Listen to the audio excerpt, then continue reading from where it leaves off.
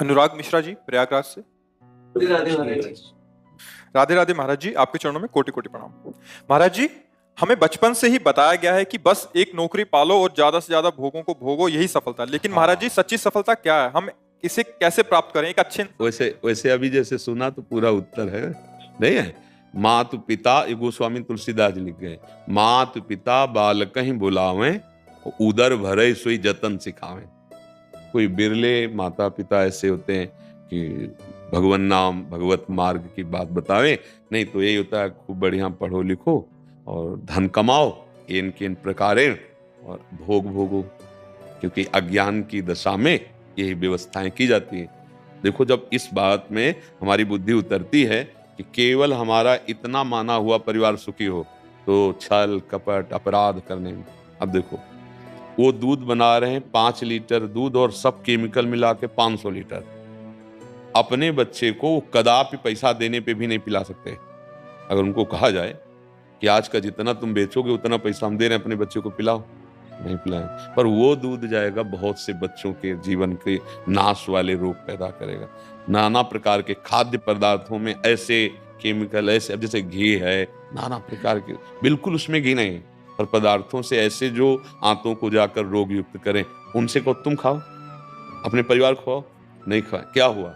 मोहाविष्ट अज्ञानी अपने परिवार को सुख देने के लिए तो ये भारी अपराध कर, मतलब जितनी हम सुख बुद्धि संसार में करेंगे उतना ही पाप बढ़ता चला जाएगा।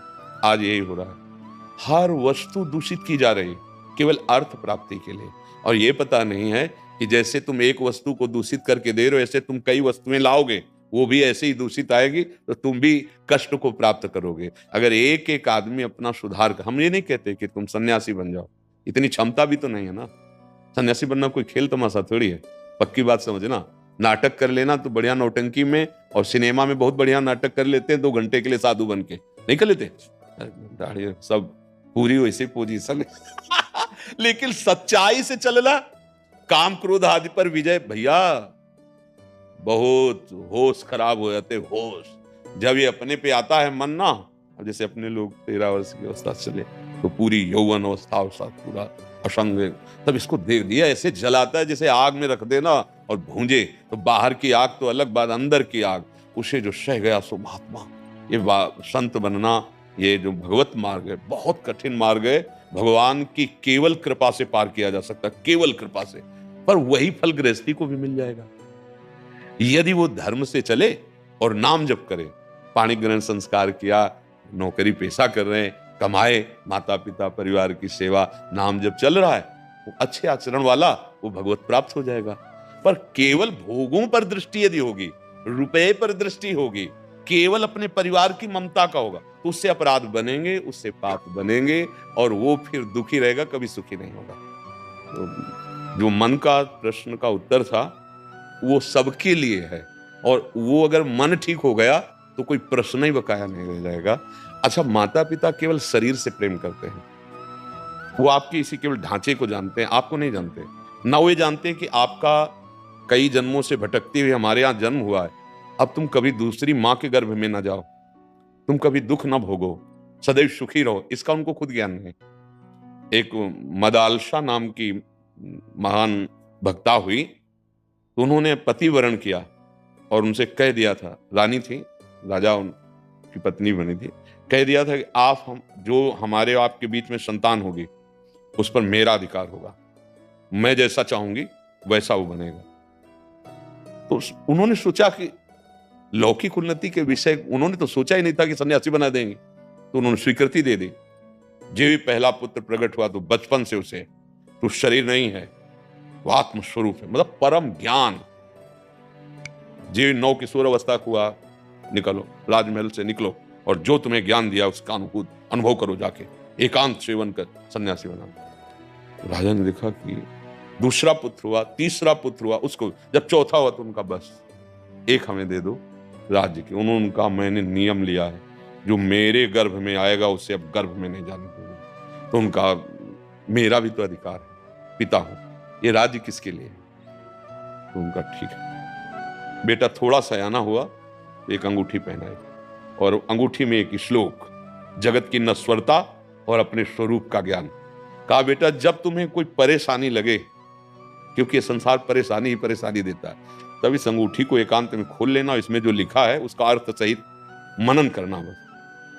तो थोड़े ही दिनों बाद ऐसी अन्य राजा चढ़ाई करना, बड़ी विपत्तियां, कई तरह की, राजा को कोई ऐसा थोड़ी कि बड़ा सुखी होता है। एक परिवार की चिंता करके देखो, एक देश की चिंता करके देखो। देश की विरोधी वो चाहे जान की ताकत लगा दे, लेकिन निंदा करने वाले मिलेंगे, उसको शाबाशी देने के लिए नहीं मिलेंगे। तब उसको लगा कि आखिरकार इस दुख का निवारण क्या हो सकता है। एकांत में अंगूठी खोली, जेव ही श्लोक पढ़ा, तो चूंकि मां बहुत तपस्विनी भजनानंदी थी और उसका संकल्प था, तत्काल राज्य छोड़ा और एकांत सेवन भजन। कौन चाहेगा? मदालसा मैया कौन बनना चाहेगा? अगर लड़का भजन करने लगे तो माता पिता कान खड़े हो जाएंगे। नहीं नहीं, भजन नहीं, तू फिल्म देख, गेम खेल, भजन नहीं।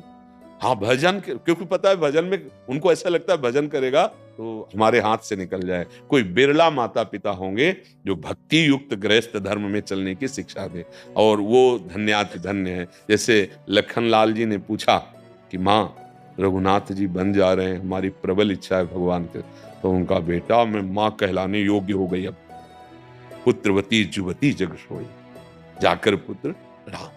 भगवान का भक्त जो अगर पुत्र हुआ तो आज मैं माँ के नतर बांझ भल बाज बियानी, राम विमुख सुखते सुतते बढ़ियानी। बियानी शब्द पशुओं में लगता है, गाय बियानी, भैंस बियानी नहीं लगता। वो कह रही है अगर भगवत विमुख पुत्र हो तो व्यर्थ में माँ ने उसे प्रकट किया। नतर बांझ, वो बेकार पुत्र को प्रकट किया।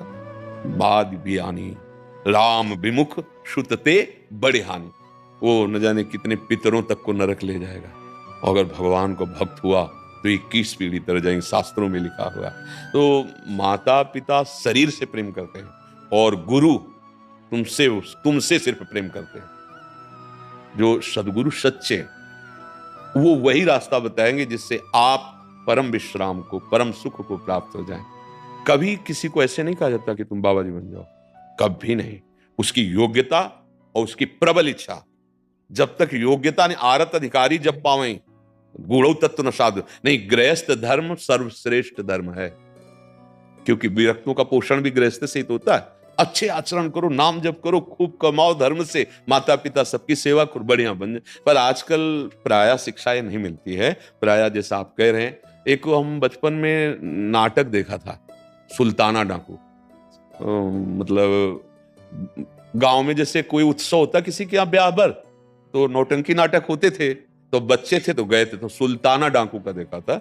और उसको जब आखिरी में पकड़ा गया और फांसी की सजा देने को हुई, तो पूछा कि तुम्हारी अंतिम इच्छा क्या है, तो उसने कहा मेरी माँ को बुला दिया जाए।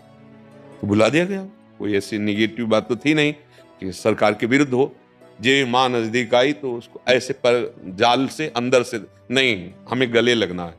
तो वहां पुरुष था, अनुमति। जे ही नजदीक गया तो दांत से अपनी माँ की पूरी नाक भरी और काट लिया। सबने उसको दूर किया, कहा ऐसा क्यों किया? बोले यही है मुझे फांसी में चढ़ाने वाली। मैं जब स्कूल जाता था एक कलम चुरा के लाया, तो उसने कहा बहुत अच्छा बच्चा, लिखने के काम आएगी।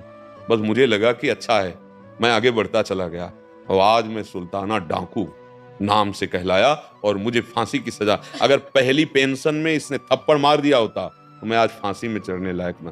वो नाटक उसमें सुल्ताना ना। माता पिता ही पहले गुरु होते हैं, प्रायः अज्ञान की धरा में होते हैं। हमारे आचरणों की नींव माता पिता से पड़ती है। संत तक तो बहुत बाद में पहुंचा जाता है, संत गुरुदेव के पास तो बहुत बाद में। पहले हमारे गुरु होते हैं माता पिता। अगर वो हमको सही शिक्षा दे, ऐसा नहीं कि सब गृहस्थ ऐसे होते हैं। हाँ, सही शिक्षा का परिणाम हाँ सतमार्ग होगा। वो गृहस्थ में रहते हुए भी तो चाहे जैसे माता पिता की शिक्षा हो, जब आपको विवेक जागृत हो तो शास्त्र और गुरुजनों की बात मानकर उनकी सेवा कर लो। उनके प्रति कभी नकारात्मक भाव न लाओ, अरे ये तो वैसे नहीं।